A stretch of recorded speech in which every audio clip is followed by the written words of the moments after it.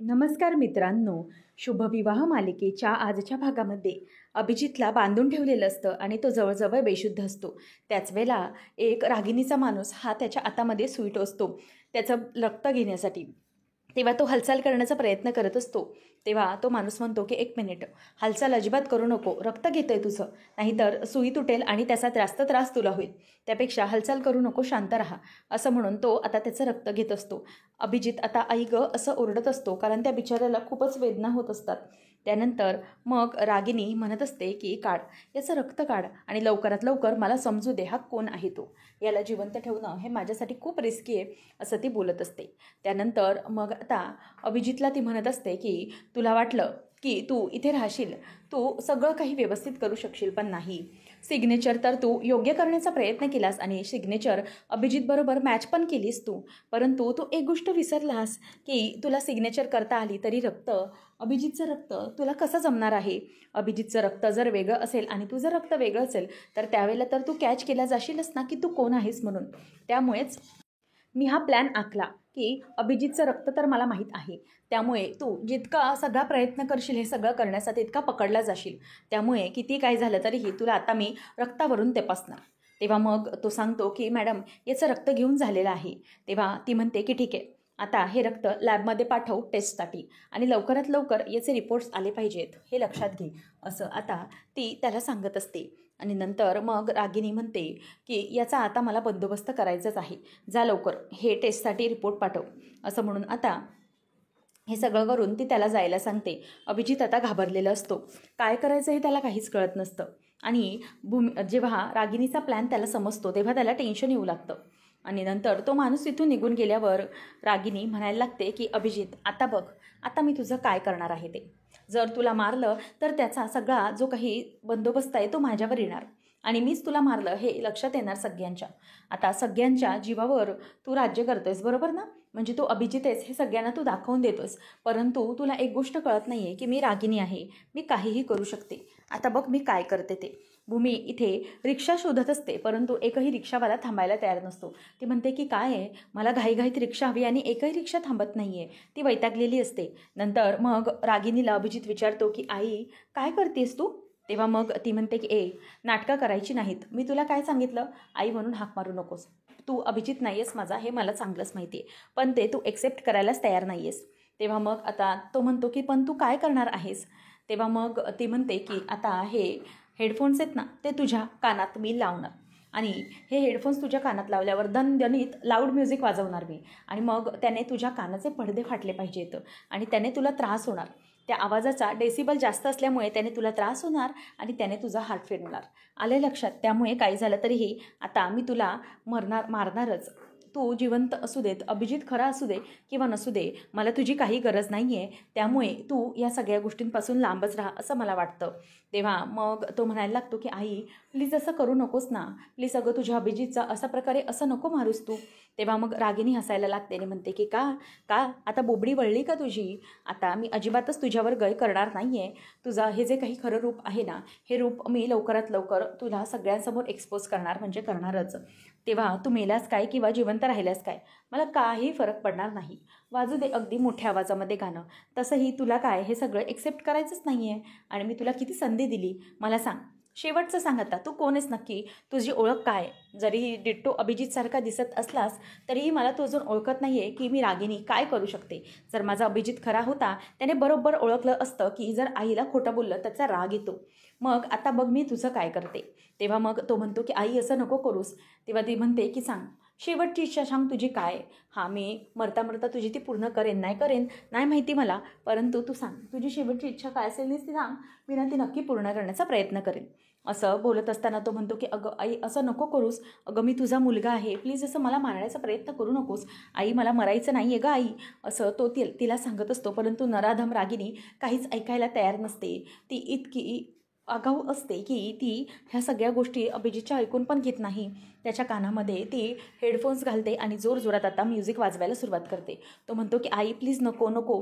तेव्हा मग भूमी एका रिक्षावाल्याला कशीबशी समोर हात करून थांबवते आणि म्हणते की प्लीज थांबा दादा, मला खूप अर्जन्सी आहे, चला. आणि अभिजितच्या मोबाईलवर जे लोकेशन असतं त्याप्रमाणे ती आता रिक्षाने निघालेली असते. नंतर मग आता इथे म्युझिक सुरू झालेलं असतं आणि ते म्युझिक सुरू झाल्यानंतर अभिजितला त्रास व्हायला सुरुवात होते. तो आता जोरजोरात ओरडत असतो की आई प्लीज प्लीज मला वाचव आई. परंतु रागिनी काहीच ऐकायला तयार नसते. ती म्हणते की अभिजित आता बघ मी तुझं काय करते. अभिजित जोरजोरात बिचारा किंचाळत असतो की प्लीज थांबव, हे म्युझिक थांबव प्लीज, मला त्रास होतोय. परंतु ती ऐकायलाच तयार नसते. आणि त्यानंतर मग भूमी आता रिक्षाने चाललेली असते. दादा या बाजूने घ्या, या बाजूने रिक्षा थांबवा, असं ती रिक्षावाल्याला सांगत असते. अभिजित हा जोरजोरात ओरडत असतो की आई प्लीज माझ्यावर दया कर, हे म्युझिक थांबव, मला याचा त्रास होतोय, प्लीज थांबव हे सगळं. परंतु रागिनी आता हसत असते आणि म्हणते की ऐक ऐक मोठ्याने म्युझिक ऐक, म्हणजे तुझे कानाचे परडे पूर्णपणे फाटले पाहिजेत आणि मग तू पूर्णपणे हार्ट फेल होऊन गेला पाहिजेस. कोणाला कळणारे नाही अशा पद्धतीने मारायचं होतं ना मला तुला. मग आता घे, अशीच पद्धत घेतली मी, असं म्हणून आता भूमी ही त्या लोकेशनपर्यंत पोहोचलेली असते. ती म्हणते की अभिजित कुठे आहात तुम्ही, आता कुठे आहात तुम्ही, असा आवाज ती देत येत असते. रागिनी आता खूप खुश असते की आता कोणी तुला वाचवू शकणार नाही. नंतर मग भूमी म्हणते की लोकेशन तर हेच दाखवत आहे, इथे असतील का अभिजित. तेवढ्यातच ती दरवाजा वाजवते आणि म्हणते की अभिजित अभिजित कुठे आहात तुम्ही. तेव्हा आता रागिनी वैतागते आणि म्हणते की ही बया आता इथे कशी काय पोचली. भूमी आता जोरजोरात दरवाजा वाजवत असते की दरवाजा उघडा, दरवाजा उघडा. परंतु कोणीही दरवाजा उघडत नसतं. रागिनी वैतागते आणि म्हणते की बरोबर ही इथे कशी काय पोचली काय माहिती, म्हणजे इतर वेळेला तरी ही बरोबर अशी पोचते. हिला हे लोकेशन कोणी सांगितलं असेल, खरंच ही बाई वेळेवर पोचते अगदी, असं म्हणून रागिनी वैतागत असते. आणि त्यावेळेला त्याच्या कानाचे हेडफोन्स हे तिने चालूच ठेवलेले असतात. आणि ती म्हणते की जाऊ दे, आता जर हिने मला इथे बघितलं तर तिथे आकाश, अथर्व, गायकवाड सगळ्यांचा गोताळा घेऊन ही आतमध्ये शिरेल. त्यापेक्षा एक काम करते की हिला माझ्यापर्यंत आता मी पोचूच देणार नाही. आता दरवाजा उघडा, कोण आहे आतमध्ये, असं भूमी जोरजोरात ओरडत असते. आणि तेवढ्यातच रागिनी म्हणते की मी मला मागच्या बाजूने पळून जायला हवं, नाही तर प्रॉब्लेम होईल. त्यावेळेला आता भूमी पटकन आतमध्ये येते आणि म्हणते की अभिजित हे काय आहे, अशी हालत कशी झाली तुमची. तेव्हा आता तो कानाचा काढा असं असं बोलत असतो. तेव्हा भूमी म्हणते की एक मिनिट काढते. आणि भूमी म्हणते की काय हे काय लावून ठेवले. आणि ती थोडासा हेडफोन कानाला लावते. तेव्हा ती म्हणते की बापरे कसलं लाऊड म्युझिक आहे हे, किती हालत झाली असेल तुमची. आणि मग ती कानाचं ते हेडफोन बाजूला फेकून देते आणि त्याला सोडवत असते. आणि मग त्याच्या कानातून आता रक्त यायला लागलेलं असतं, कारण त्या लाऊड म्युझिकमुळे कानाचा पडदा जरासा फाटलेला असतो. मग त्याच वेळेला भूमी म्हणते की एक मिनिट थांबा. आणि ती म्हणते की तुमच्याकडे रुमाल आहे का खिशात, प्लीज रुमाल असेल तर काढा. तेव्हा मग तो रुमाल दाखवतो की हो या खिशात रुमाल आहे. त्याला तो काढायलाही जमत नसतो, कारण त्याची हालत खूप रागिनीने बेकार करून ठेवलेली असते. आता भूमी कानाचा त्यांच्या खिशातला तो रुमाल काढते आणि नंतर तो रुमाल आता ती त्याच्या कानाला लावून घेते. आणि कानाला लावल्यावर त्याला आता थोडं बरं वाटत असतं. भूमी म्हणते की तुम्ही हा रुमाल असा जरासा धरा, म्हणजे तुम्हाला थोडंसं बरं वाटेल. आता तो आई गं आई असं विवळत असतो, कारण बिचाऱ्याला त्याचा खूपच त्रास होत असतो. ज्या प्रकारे रागिनीने त्याला हे सगळं कानाला लावून ठेवलेलं असतं त्यामुळे त्याला त्रास होत असतो. भूमी म्हणते की खरं तर मलाच समजायला हवं होतं, मी उगीचच तुम्हाला ह्या सगळ्या गोष्टींमध्ये. आता तो म्हणतो की ताई प्लीज तुम्ही जरा थांबा. मग तो आता कानाला रुमाल धरून असतो. भूमी म्हणते की कसं झालं आहे हे, कोणी झालं आहे, मला माहिती आहे हे सगळं प्रकरण कोणी केलं असेल ते, पण तुम्ही प्लीज सांगा नक्की काय घडलं होतं ते. मला हॉस्पिटलमधून फोन आला आणि त्यामुळे मला संशय आला की हे सगळं कोण करत असेल, त्यामुळे मी इथे तुम्हाला शोधत आले. बरं झालं मी तुम्हाला मोबाईलचं लोकेशन ऑन करून ठेवायला सांगितलं होतं, मग नक्कीच त्याचा आता मला उपयोग झाला आणि म्हणून मी इथे पोचले. हे सगळं काय झालं आहे सांगा मला. तेव्हा तो सांगायला लागतो की हो सांगतो मी सगळं, हे कोणी घडवून आणलं होतं. मी हॉस्पिटलमध्ये जाण्यासाठी म्हणून बाहेर पडलो आणि बाहेर पडल्यावर 2 माणसांनी मला धरलं, बेशुद्ध केलं आणि इथे गोडाऊनमध्ये आणून ठेवलं. आणि शुद्धीवर आल्यावर इथे एक बाई होती आणि ती म्हणजे रागिनी पटवर्धन, तिनेच मला किडनॅपिंग केलं आहे. आता हे ऐकल्यावर भूमीचा आणखी राग अनावर होतो. ती म्हणते की वाटलंच होतं मला, तीच हे सगळं करणार आहे. मला तर खरंच खूप राग येतो त्या बाईचा, हे सगळं ती का करते. मला वाटलंच होतं की अभिजितला मारण्याचा ती प्रयत्न करणार आणि म्हणूनच मी हे सगळं तुम्हाला सांगितलं होतं. बरं झालं ऐन वेळेला लोकेशन चालू केलेलं. खरंच इतका त्रास ही बाई देऊ शकतोय हे खरंच वाटलं नव्हतं. पण नाही, आता या सगळ्यावरून एक तर गोष्ट सिद्ध झाली की रागिनी पटवर्धनला अजिबात अभिजित नको आहे म्हणून. म्हणजे जिवंत अभिजित असो किंवा मेलेला, तिला फक्त मेलेला अभिजित हवा आहे. याचा अर्थ असाच आहे की ती नक्कीच काहीतरी आपल्यापासून लपवण्याचा प्रयत्न करते.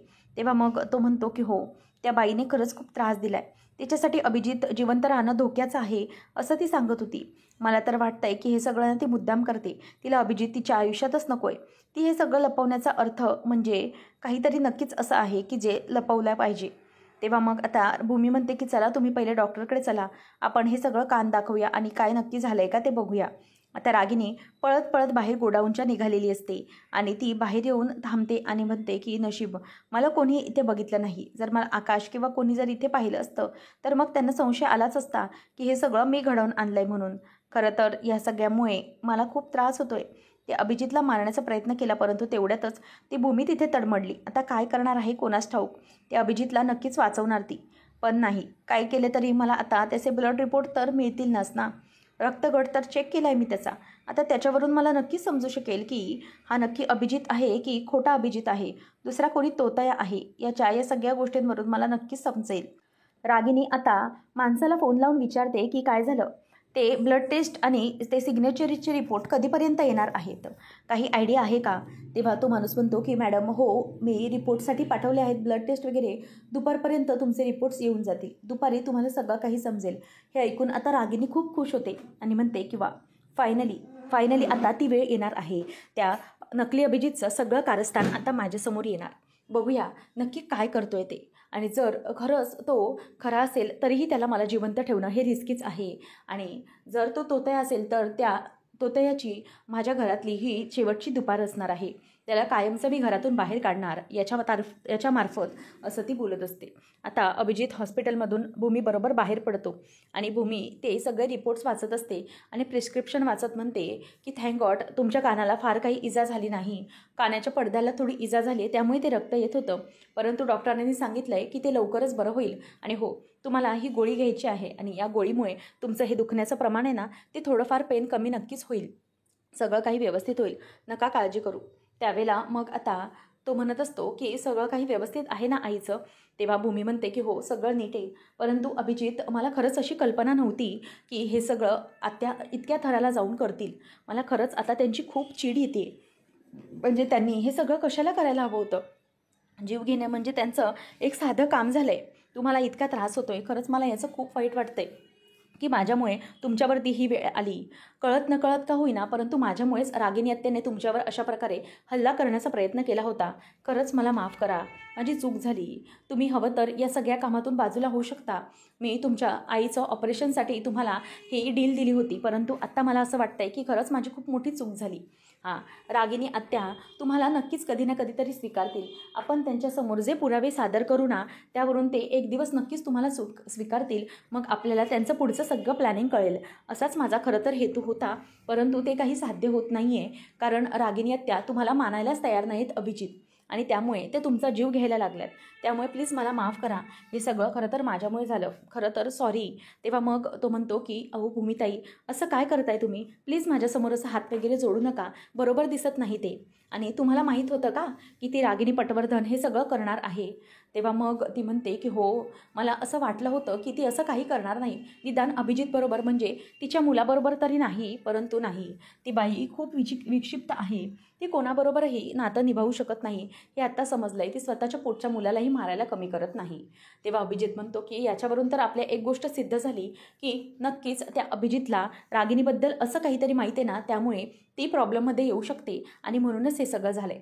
तेव्हा भूमी म्हणते की हो, अपघाताच्या वेळेला नेमकं काय झालं होतं ना ते खरंच कळत नाही आहे. जेव्हा अभिजित पडला त्यानंतर रागिनी तिथे पोहोचली होती, त्यामुळे आता त्या रागिनीबरोबर काय घडलं आहे अभिजितचं आणि रागिनीचं ते आपल्याला काही माहीत नाही. आणि याचाच अर्थ की असा होतो, म्हणूनच ती तुम्हाला मारण्याचा प्रयत्न करते, ती स्वतःच्या मुलालाही मारण्याचा प्रयत्न करते. तेव्हा मग ती म्हणते की हवं तर तुम्ही बॅकआउट व्हा, तुमच्या आईसाठी तुम्ही खरंच खूप महत्त्वाचे आहेत.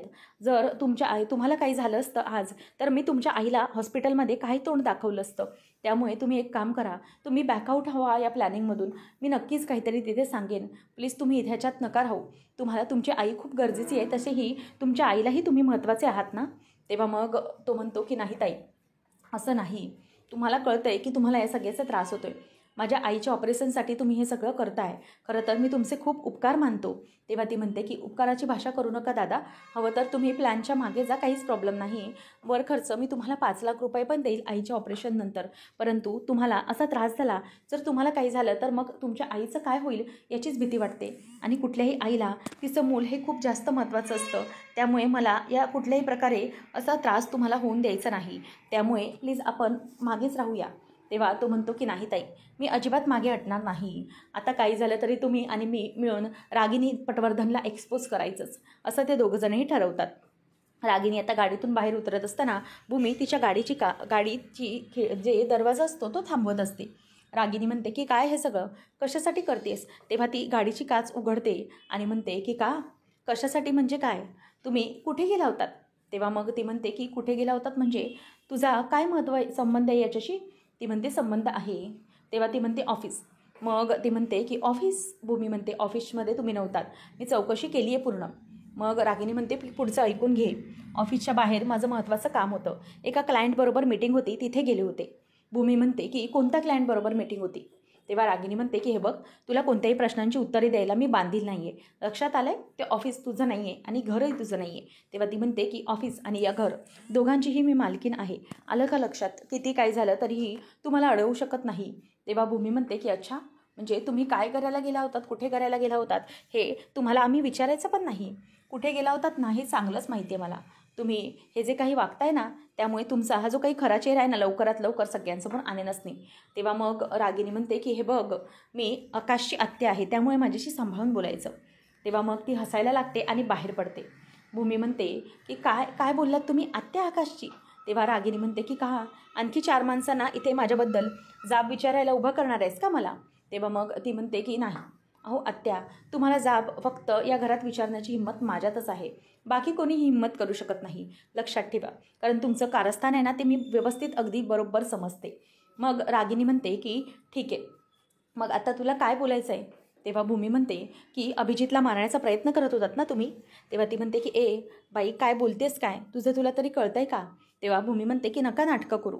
मग ती म्हणते की मला अभिजितने सगळं सांगितलं आहे की तुम्हीच हे सगळं करताय ना. त्यांना आवाज कानामध्ये हेडफोन घालून मारण्याचा प्रयत्न केलात तुम्ही. तेव्हा रागिनी म्हणते की काय, तुझ्या बोलण्यावर मी अजिबात विश्वास ठेवू शकत नाही. आणि त्या अभिजित काय, तो खोटारडा आहे, तो काही सांगेल आणि तुम्ही विश्वास ठेवाल? तेव्हा ती म्हणते की वाटलंच होतं मला. माझ्याकडे आत्या काही पुरावा नाही आहे आता, परंतु नक्की जेव्हा पुरावा येईल तेव्हा मी बघते काय करायचं ते. बरं ठीक आहे, हा माणूस याला ओळखता ना तुम्ही?